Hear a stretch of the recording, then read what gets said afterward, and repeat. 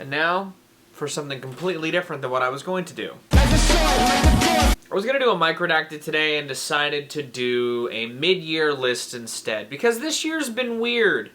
Musically, gaming-wise, in general. A lot of good stuff's come out in both fronts, but there have been some genuine surprises and some real disappointments throughout the year as well. But today I'm going to talk about the albums, some of the albums I've loved, some of the games I've loved, and talk about some stuff that I'm excited for that I either missed or are still having stuff come out.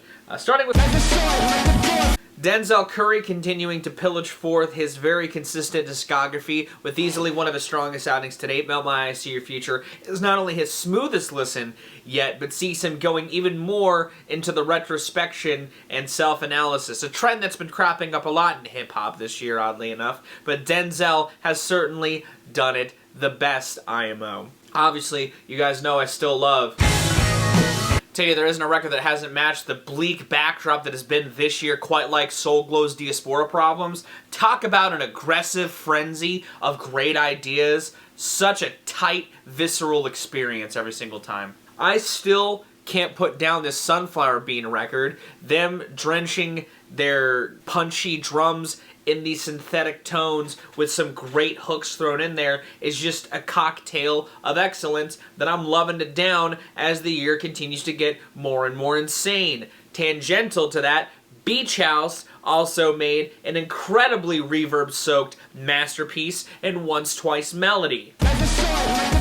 Now I'm going to be talking about one less game, and it's partially because I haven't played as many games as I have albums, but I will say, as far as the things I've chose to spend my time with this year, in some regards, it's been relatively disappointing. There's still been some great bright spots that have really put a good source of serotonin indulgence into me, and to cap off the list of talking about that, the most recent game that's really captured my interest and my love has been the new Turtles game. Shredder's Revenge is fantastic. It's tight, it's a nice little package, and it's one that makes me want to play it with all of my friends and test out all of the characters, combos, and get as many endings as I can. Members of the Twitch crew and the VOD gang know that I've been playing a lot of Elden Ring. I've put about 12 hours into the game right now, and I'm loving every second of it. It is a huge, sprawling adventure that is ripe with stuff in this world. Every time I sit down and play it, while I have goals in mind that I want to try to accomplish, I still find all of this other smaller, extra shit lingering across this huge map. Talking about huge doses of serotonin, I streamed Kirby in the Forgotten Land as well, and it was a hell of a good time. I loved so much of what that game had going on. As far as a celebration of a character that I love's 30th anniversary, I don't think Nintendo could have done better than with Kirby in the Forgotten Land. I've been doing post-game stuff in my free time, and I'm still having a lot of fun with that and appreciating the increase in challenge that has come in the post-game content.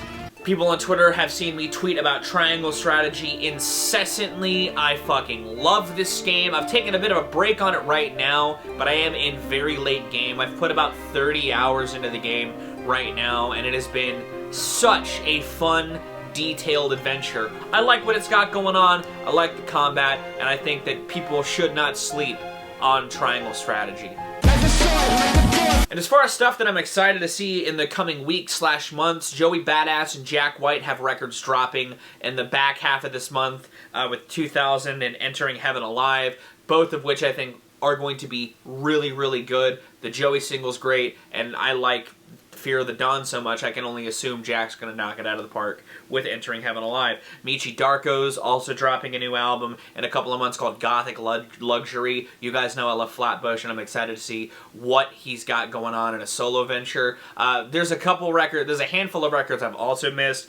Stuff like Tears for Fears and Conway the Machine have been still lingering on my radar. I've just got to bite the bullet and sink my teeth into them. And as far as my games radar for the back half of the year goes, I've already got to get Monster Hunter Rise Sunbreak because it's out, and I've been seeing DNF Duel get a lot of buzz, and I want to try it out myself. Mario Rabbids Spark of Hope finally got a release date in October, and Splatoon 3 is coming out in September, so that'll be a nice 1-2 combo to enter the fall with. And of course, I gotta go back and get Nintendo Switch Sports and Horizon Forbidden West, talking about another huge adventure. I'll probably scoop that up when I'm done with Elden Ring. But regardless, that's kind of my mid-year thoughts. You know, while it's been kind of a weird year, What I've liked, it's been intensely so, just like every year's past, and I'm excited still for stuff on the horizon, you know.